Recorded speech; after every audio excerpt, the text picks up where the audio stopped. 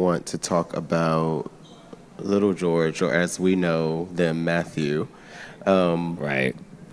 Start us from the beginning. What was it like for you growing up in Jersey, and what brought you to journalism and later being an author? It's interesting because I really, really remember being Matthew, right? Like growing up being Matthew, having the argument with my cousin Little Raw when I was 7, and him telling me like, "Well, that's why your real name is George." And at the time, I was like, "What are you talking? Like, that's like, what you just made that up?" And it was like, "Oh shit! Now we got to actually tell Matt that Matt's real name is something different." And so it was like coming to this realization, like, oh my God, like I've had a different name my whole life, like on my birth certificate that I didn't know. And so at the time, it was like, but I feel comfortable as Matthew. And got to be comfortable as Matthew until I got to high school. And then in high school, I went to a Catholic school. Um, what's the best way to describe it? Like The racism was honest just way. like right, like it's like in Catholic school, like racism is like it's like so built in that it's like you know it exists, but it's like not much you could do about it to like. And it's like it's the subtle ways that it's built in, and so it's like part of the subtle ways, in my opinion, was like they don't let you have a chosen name. Whereas in middle school, elementary school, it's like there's an actual paper that says like, what's your child's name? What's the preferred name that your child goes by? And when I got to Catholic school, they were like, well, we don't do preferred names here. You have to go by the name that is on your legal documentation, your birth certificate. So I had to literally switch to being called George. And it was a lot for me because I had never been called George. And there were certain kids who had went to public school with me that also went to the Catholic school with me. And we're sitting in class and they're like, George Johnson, and I'm like, present. And like one of my oldest friends who I've known from kindergarten, Janet Johnson, and she was like, George, like what is going on? I was like, they're making me go by my actual name. And she was like, that's why, like, and Pete wrote, like, there were several people who were there with me. And so it was like I was having an identity crisis at that point. Because it's like now I have to become like this George person that I never expected to become. And so it's like we walk through that, and then it's like I finally get to the HBCU, and at that point it's like, do I go by Matthew? Do I go by George? I don't know. So it's like I'm just gonna stick with whatever it is, right? At this point now I'm comfortable with George. My whole family to this day calls me Matthew. There are several members in my family who don't know that my name is George. No shade.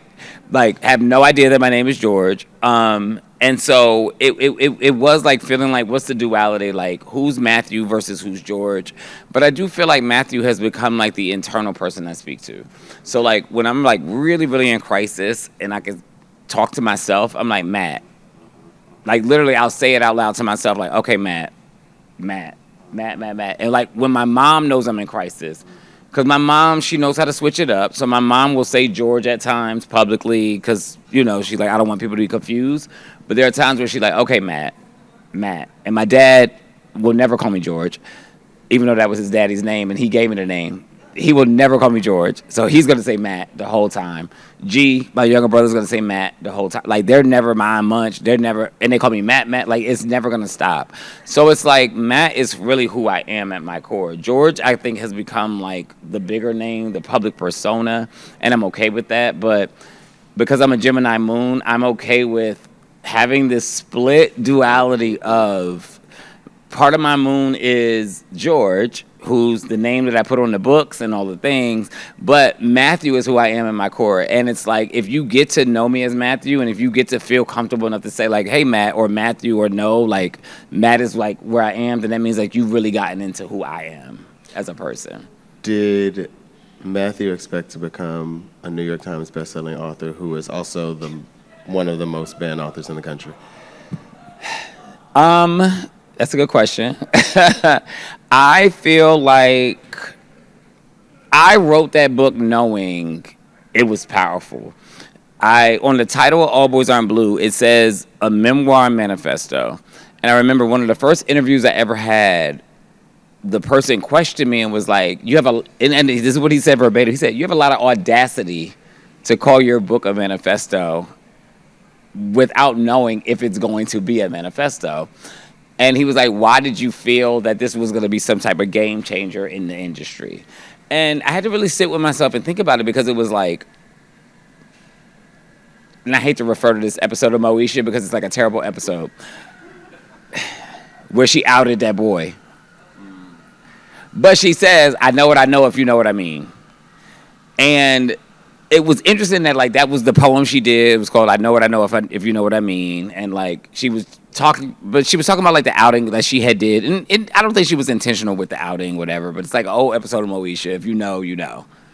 But for me, it was the same thing. Like, I know what I know, if you know what I mean. And it's like, when I wrote this book and when I put this book in text, and like, there was a reception I was getting behind the scenes that let me know, like, I'm doing something very special, something that's like going to be very transformative, something that's going to like really change the game. And so for me, it was just like, okay, I know what I know, if you know what I mean. And I knew it would be banned from jump. I knew, like, we're going to have challenges to it. I didn't think it would look like this. I didn't think it would get this bad. I know David said, like, in 2022, it hit number 3, and then in 2023, it hit number 2. But as I sit right now, it actually has hit number 1. So I'm the most banned author in the country right now. In the United States, right? All Boys Are Blue finally has climbed to the top of that list, and as it's bittersweet and it's heartbreaking, but as y'all will see when we walk across the street to the portrait gallery, it's inspiring, because the woman who is probably the most banned person in this country is Toni Morrison, and her picture is really, her portrait is like bold and proud, while Twiggy's is standing next to it, right? And so it's like the room that the picture is in is so encompassing of all of what is banned in this country: queerness, blackness, the fact that she has locks, the fact that like when you look at the room that of what those portraits are, it's like, I'm on this list because I'm supposed to be on this list. But I'm on this list, and I know that, like, because the people who came before me, the Toni Morrisons, the James Baldwins, the Angela Davises, who have been on this list, like, I am clearly doing something right, but like, I feel grateful to even make a list like that with them, because I know that that means that my words have power and that I have to keep going. Amen. From All Boys Aren't Blue, it's the second book. This is the third book. The first 2 books are really intimately and deeply about you and your growing up and who you are as a person. What was the impetus for this book?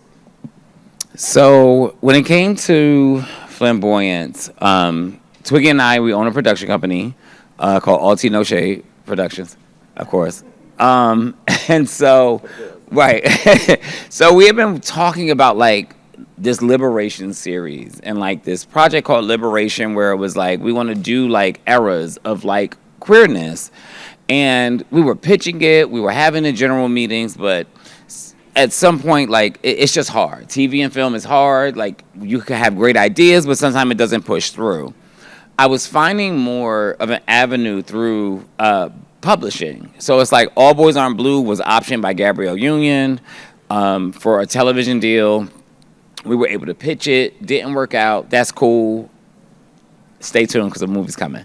But, like, so stay tuned, because, like, we're really working on it actively. But I was realizing, like, you know what? Maybe if I write about these certain topics through Book World, and we can get them optioned into TV and film, this will make our pathway much easier to make the things that we actually want. Because it does seem like there's a pipeline from book to book adaptation to television and film. So I was like, you know what? I'm going to do this book on the Harlem Renaissance. And, like, this way, one, it'll help young adults who need to understand that we had queer legacy, queer history, and ancestry that came before what they kept telling us. And 2, when we want to adapt this into something, now we have the intellectual property that we own to be able to adapt it. Because that's also what it's about at that point, right? Like, who owns the IP? And it's like, if we own the IP, at any time we can make this happen. And so that became the catalyst. I think the third point is, I grew up without having heroes. I had heroes, but they were Martin Luther King or Sojourner Truth or people who didn't experience my queerness. And so I felt like, as a young queer person, I had to pull pieces of people together to make a hero. So it's like, well, this person doesn't have my full experience, but they have two pieces of my experience. So I'm gonna pull from this person. And this person has one piece of my experience. So I'm gonna pull from them, pull from them, pull from them, pull from them. And I had that going on while at the same time people telling me, you're my hero. You're my hero. You're my first, you're my this, you're my that. And I'm like, well, damn, that's crazy to me because it's like, I'm the hero to so many as a person who didn't have a hero for self, or didn't get to learn about who my heroes were until I was old enough to read the books that thankfully my parents and my aunts would provide for me that the school systems wouldn't.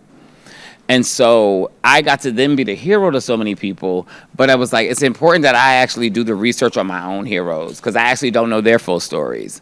I know them as what they taught them to us, but they taught them to us through their accolades, not their life. And my whole goal with writing Flamboyance was to humanize them so that we knew that they also lived a life. They weren't just the first Emmy winner, the first this winner, the first that person. They actually lived a life that was hard, a life that didn't have as many rights as we have today. And it's important that we understand, like, these people stood bold, courageous, and flamboyant in spite of what the circumstances were for them. Let's talk a bit technically about the book and your process. So Charlie Palmer is the illustrator Yes. of the cover and throughout the book. Why Charlie? What was that process? How did you land on this cover? Okay. Great question. Because Charlie... Yes, 'cause I know the answer. Yes. So... I tried. I feel like I have tried to, like, make sure, like, anything I do has, like, a lot of, like, queer folks involved, like, you know. But Charlie's not queer. Charlie is a heterosexual black man whose wife, Dr. Karita, is one of my favorite people in the world, who's also a Harlem Renaissance historian. And it's like sometimes you meet people who are just your person. And, like, we would go out, and Dr. Karita, this is before we even discussed Flamboyance. Charlie did the book cover for All Boys Aren't Blue. And he was like, I read the book, and I just felt connected to you. I don't even know how to explain it. Like, Charlie always says, like, I just felt we were meant to, like, be together, like, in whatever the creative space is. And sometimes that's just how it works out. Like, I write the words, and he's able to read the words and literally pull out of my brain the images that I see. And so when he, and mind you, it was a little bit of a fight to even get Charlie on Flamboyance, like, because the industry is the industry, and they're like, well, maybe this person, or this person's better, this person's better, this person's better. So it's like, okay, so we went with a first person first.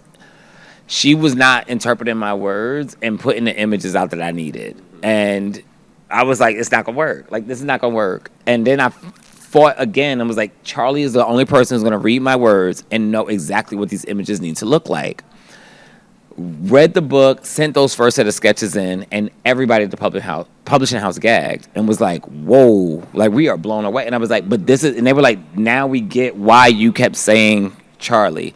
Because when you get that type of relationship, and I think that's what's beautiful about blackness and queerness, right? I always say there is no blackness without queerness, there's no queerness without blackness. And so it's like, Charlie doesn't have to be a black queer identified person to understand queerness, because his art is queer. His art is queer to what is acceptable to the world. His art has always been, he's done Time magazine covers and things that have been challenged, things publicly that people don't accept. And to be queer is to be not accepted. And so because he is a person who understands not being accepted, he understands the queerness that is in my brain when I'm writing these certain things and how to make it an image versus, like, what I've written on the page. And so in the choice of the book cover, he gagged because I chose this as the book cover. But if you open the book up,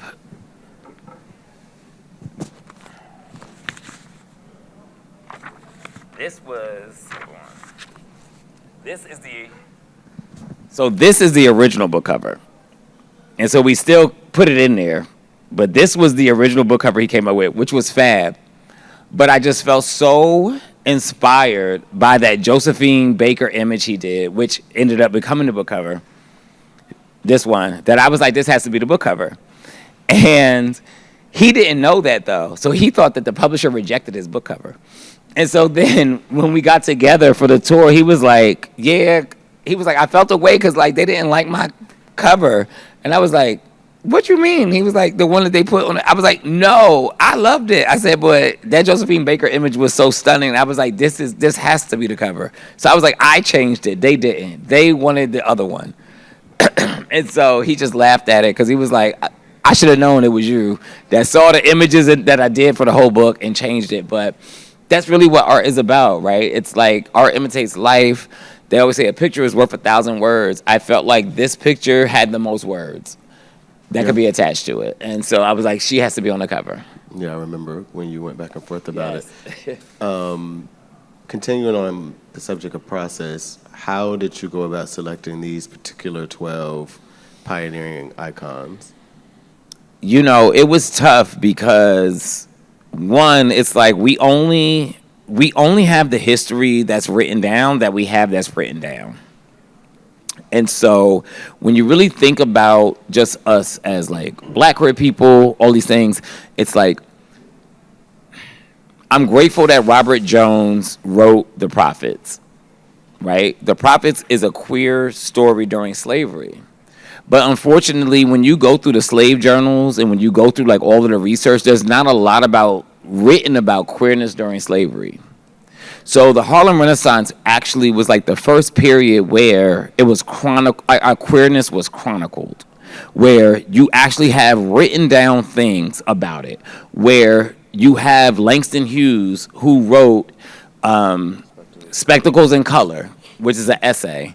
So Langston Hughes writes this essay called Spectacles in Color about an event that he attends where he says the men were dressed like women, the women were dressed like men. We all paid for a ticket to go inside, and they were competing and they were battling against each other. He was writing about ballroom. So this is literally one of the first ever written pieces of information about ballroom community before we called it like a thing. Like Langston Hughes is one of the first people to actually write what a ball looked like, as everybody bought tickets, sat around the outside, and watched them all perform against each other in the middle. And I don't think it was at Madison Square Garden, but it was like at a very large venue in Harlem. And so it's like, to choose these people, it was hard because we didn't have as much information. And so several of them, I had to like research like what others said. It was like, what did their children say about them? What did their grandchildren say about them? What did their best friends say about them? So it's like I'm looking and scouring like source material after source material to actually get the full story. Then there was also this fear of, am I outing them? When it came to Langston Hughes, it was like, am I outing Langston Hughes? Now, gratefully, his family allowed for a piece to be done called Looking for Langston back in the 1980s. I think it was 81, which chronicled a queer character. So it allowed us to be able to say his family knew. And if you watch Looking for, it's like, okay, so they're giving us the green light to say this is okay to discuss him as one of our community members. But it was really, really hard, right? Because it's like, I looked at Josephine Baker. I've only known Josephine Baker as Josephine Baker, the great Josephine icon, right? So then it's like you start to dig into her life and you find out she's dealing with homophobia herself. Like, she's queer, but also very homophobic towards her one gay child.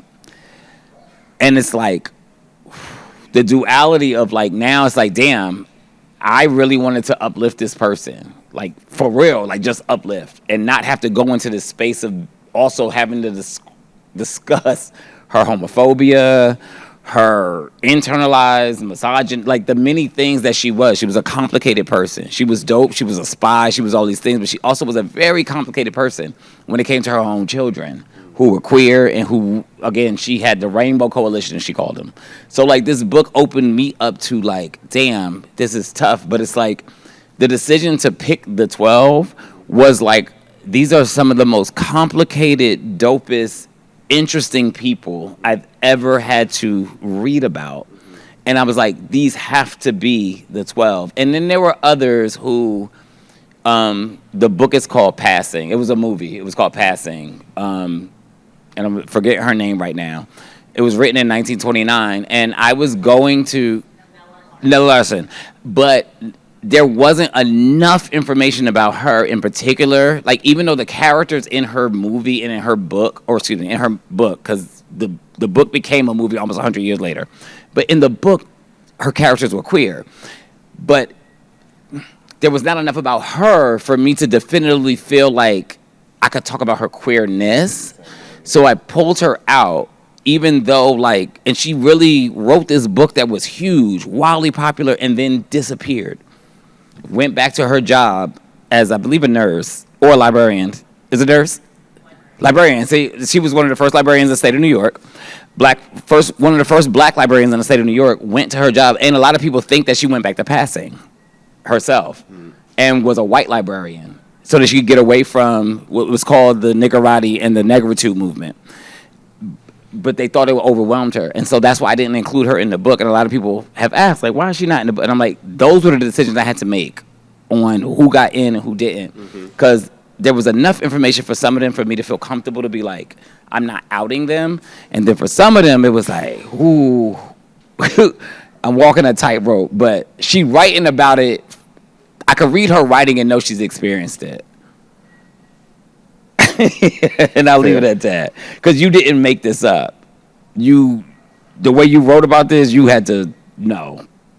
Were you, in your research, well, I'm sure you were, but maybe give some examples of the things that you were most shocked or surprised about. Okay. Most shocked and surprised. Okay. I'm going to say I was most shocked and surprised because I should have understood that these people was messy. So I've effed myself over by thinking that these people were demure. These were very messy. They were people. demure. They were demure messy. and messy. These people were classy. These people were this, but these people was messy boots. And so when it got to Countee Cullen, and I'm reading this story about Countee Cullen, famous poet, and I'm like, okay. And it's like, he starts dating Yolande Du Bois, daughter of W.E.B. Du Bois. So I'm like, okay. So I'm reading the story. And then it's like, he's clearly queer. Du Bois clearly doesn't care. And so, like, he doesn't plan the wedding. Yolanda, W.E.B. Du Bois plans this huge wedding where 3,000 guests are invited. So it's the biggest black event in 1926 or 27. So Langston Hughes shows up to the wedding and gifts him a fruit basket. And so it's like Langston Hughes, and if you read through the book, Langston Hughes is pretty much everybody's story. So, like, I always say, when people are like, well, who was Langston Hughes? I'm like, he was basically Wendy Williams of the Harlem Renaissance. Because he knew everybody's tea, even though he wasn't spilling his own, right? Which is Wendy Williams. She could tell you about everybody's tea, but she would never spill her own tea, even when she was going through it, until she finally had to say something. Langston Hughes is Wendy Williams and is showing up with a fruit basket at the wedding. And it's like, oh, this is really messy. Like, this is big time messy. Du Bois has his talented 10th model, so he literally is forcing his daughter to marry Countee because he's one of, like, the top poets, the top da-da-da, even though his daughter was actually in love with a poor jazz musician who he broke up the relationship. Boom. They get through the wedding, and then there are these letters, which are still, like, you can actually read the letters from Du Bois to Cullen. Cullen writes this letter and says, like, listen, I am queer, like, I like men, da-da-da, like this letter, while he goes overseas with his white lover. Another story we'll talk about another day. Right, because what are we doing? Du Bois writes a letter back blaming his daughter for Cullen's queerness, basically saying like, because my daughter isn't as experienced, like she needs to do better for you. The child is here. He got his headphones on. Sexually, and he blames his daughter for why Count Cullen is being gay in their marriage, and is like almost begging this gay man to come back from France to be with his daughter. So it's like, oh, like the whole thing was just messy, and like reading about it and figuring it out, I was like, oh, this is like mess. And then I was like, damn, like what if Twitter existed? Like Boots, like what if Twitter existed? It would be wild, the stories that we would get from these particular people if Twitter existed. Mm-hmm. But I also think about people like Gladys Bentley, who was queer, and then, you know, I feel like because of what society standards were, had to force herself to say that conversion therapy worked for her, even though we know it didn't, because we still got to read about her later in life. All of it, though, was like, again, Josephine Baker being homophobic as a very publicly bisexual person, like kicked her own child out, you know, and disowned her own child, right? And it's like, it just was all so interesting and intriguing. So it's like, those were the type of stories I was just gagging about. Like, it was like gag after gag after gag, like, to read about these people. But they were dope and messy. The girls are always messy. Before we go to the audience, because I know you all have questions. I hope you all have questions. This book, the thing after the portrait gallery, the theme in the center of it all is legacy. And so I guess I'm wondering,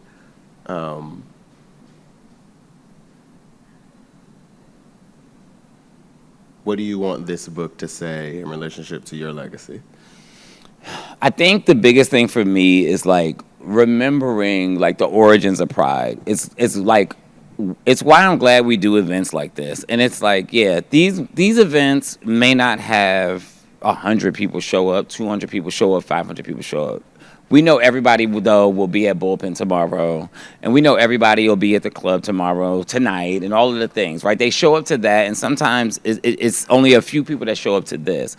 But I'm okay with that, because people have to understand, like, this is the work, right? Pride started as a riot, and I want people to understand it was not a planned protest.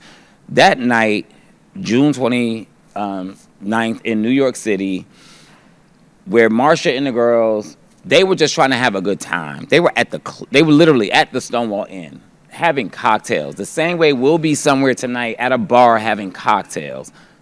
And the police came in and raided them. But they didn't just raid them. They did, the baby's ears covered, they did genital checks.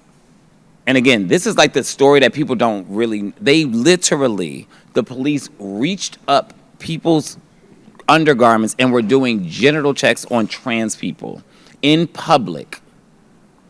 They raided that bar, and Storm-A had enough and started fighting a cop while they were outside, and literally started, after they beat her up and she's handcuffed and walk her out, she's like, why aren't y'all doing anything?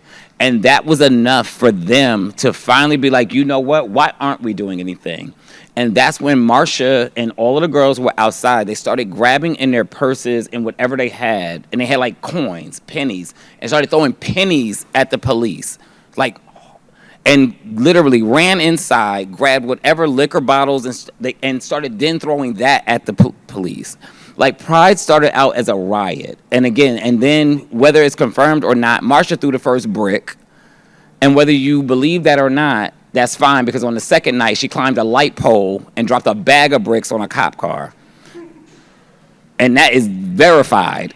So again, they were fighting for our rights. And so when we get here today and I write these type of books, I get to do this because of what they did that night. And so it's like, I want us to have fun. I want us to party. I want us to love all this. But I want us to not forget that Pride is a riot. And we may all get outside the club tonight and ICE vans may show up. We may all get outside the club tonight and police may show up. It's not for us, and I hate to say it like this, but it's not for us to be compliant anymore. If we got to show out the way that we did back when we got the rights that we got because of 1969 and the Stonewall riots, then that's what we have to do. The first Pride Parade was on the anniversary of the Stonewall riots. It was in New York City, and they didn't get permits. They were not able to get permits, and they still did it. That first Pride Parade, we are now, from 1970, we're 55 years from the first Pride Parade, which started because of the riots. So we can't forget that that's what got us here. So yes, let's party, let's have fun, but don't forget that it was a riot that started this, and like, it might have to be a riot for us to keep this. So let's have fun, let's party, let's do all that. But I write these books and I keep fighting, I keep doing these things because we may have to go back into the streets, and it could be tonight. Or it could be tomorrow. So let's just be ready. Amen. And on that note, questions from the audience. Thank you so much. And the book is so beautiful. Thank And you made you. the right call on the cover. It's Thank just you. entrancing. I want to know what both of you thought about the Met Gala, and I guess to make it about your book, what does your book have to say to the Met Gala this year? That's a great question. Let me go first. No, you got it. Um, Gowns, beautiful gowns. Yeah. It's interesting, right? Like Black dandyism, like my book covers Black dandyism, especially when you talk about Gladys Bentley, when you talk about Countee Cullen, when you talk about Jimmy Daniels, Ma Rainey, like, and so I felt like some people got it.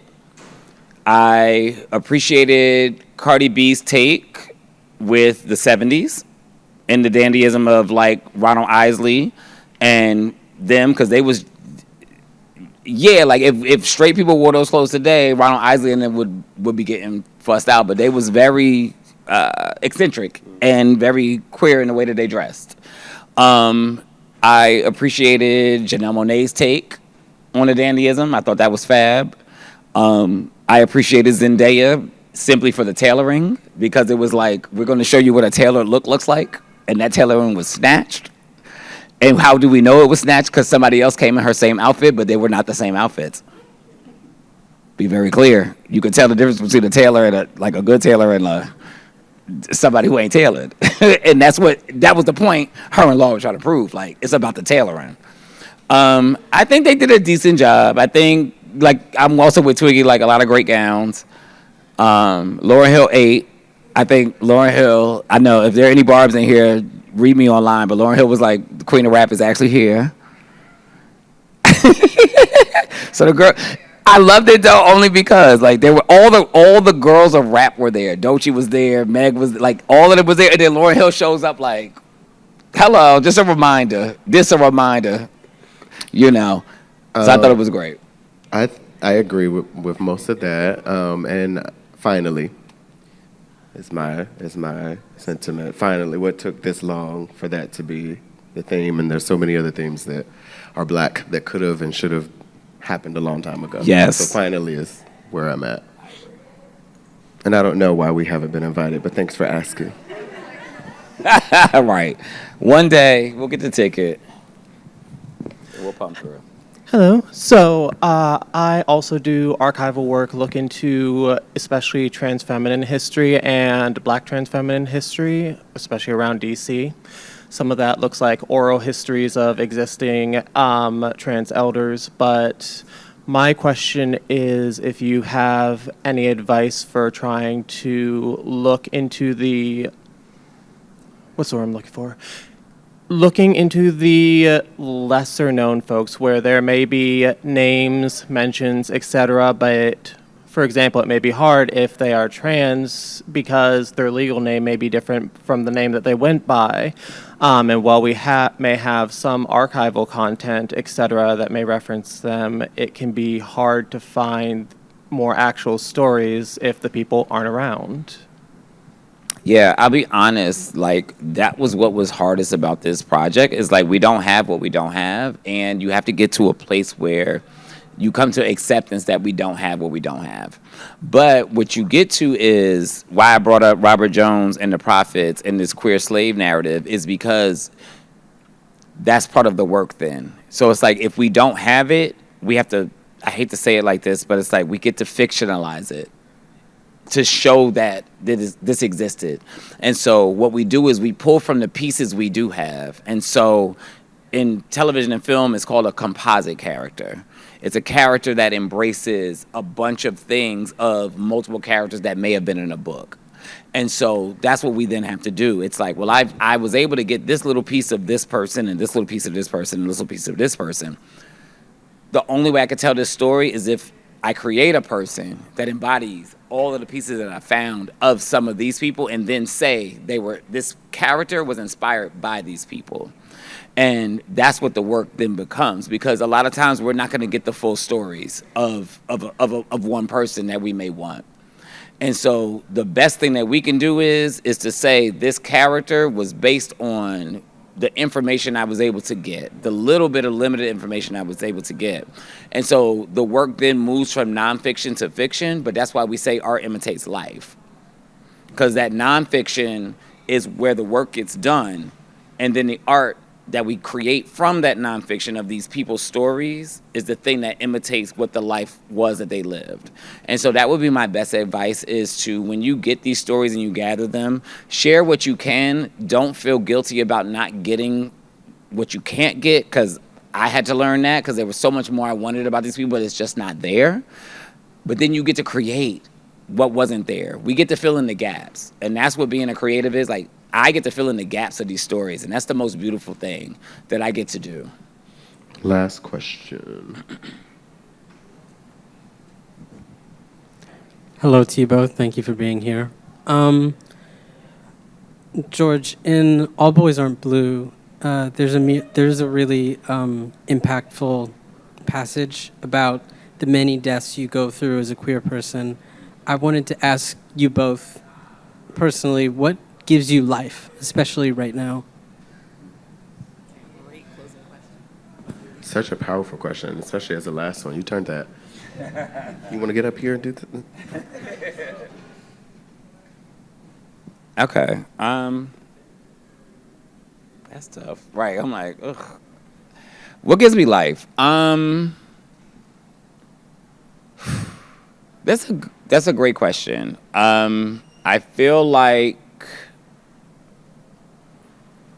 it's hard for me because, like, I haven't said it publicly, but I'm working on the continuation of All Boys Aren't Blue in the adult space, right? So, like, everybody always asks, like, what happened after? And so, like, now I'm finally writing what happened after. And what happened after was it was like what I learned before I got to the age of 21 in All Boys Are Blue, and I talk about the grief and the death.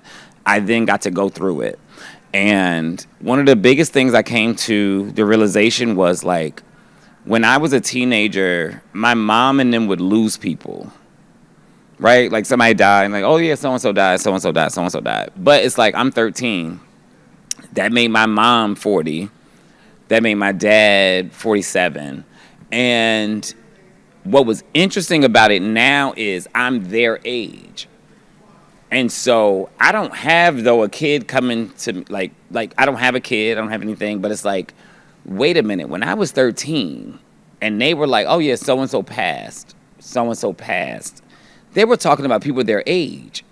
And it didn't click to me at 13 that they were talking about people their age. So now that I'm their age and losing people my age, it brings about like a different type of perspective of life, right? Of death and of life. And it's like, I feel like at a point I was afraid of mortality, like my own mortality, or whatever, until I realized, like, I can't control that. Like, I wasn't in control of it when my parents were losing people their age, and now I'm their age, the age that they were when I first came to the realization they were losing people their age, and now I'm losing people my age. And so I think what gives me life is the fact that there are some people who are right in my sphere, in my family, in my circle. I lost my 6-year-old cousin last year to childhood cancer. It was one of the hardest things I ever had to go through. She was 6. And those St. Jude commercials, they're very hard for me to watch because they come on and they're like, we've cured 95% of childhood cancer. And my cousin was the 5 that they couldn't cure. And so I think what gives me life is the fact that I know it's being taken from the people around me. That these people aren't, so I have to tell their story, and I'm telling her story in my books, and I'm telling. So what gives me life is the fact that, like, it's not guaranteed for me, but the fact that it's not guaranteed for the people that's closest to me. And so when their lives are cut short, in my opinion, I have to extend it.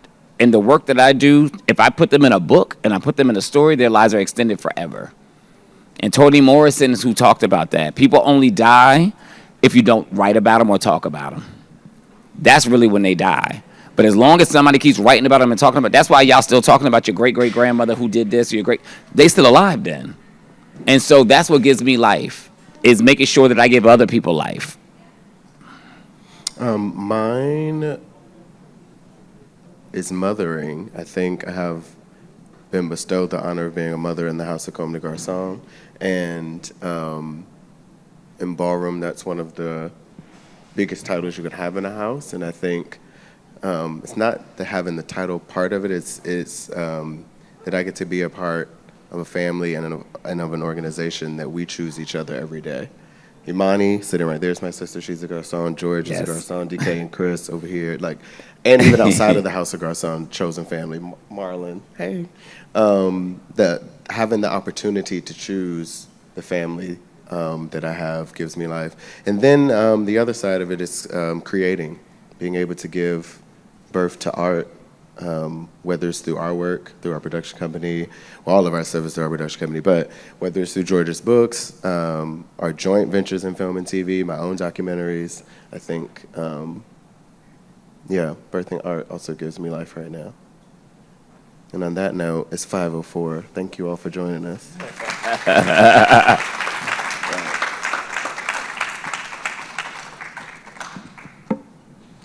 There's books for sale out here at Loyalty. We'll probably keep that snappy so that we can get over to the museum pretty quickly. So if you're interested in getting a book, please visit Hannah over here selling the books. And then Ashley will take us over in a couple minutes. Thanks, everybody. Thank you, Twiggy and George.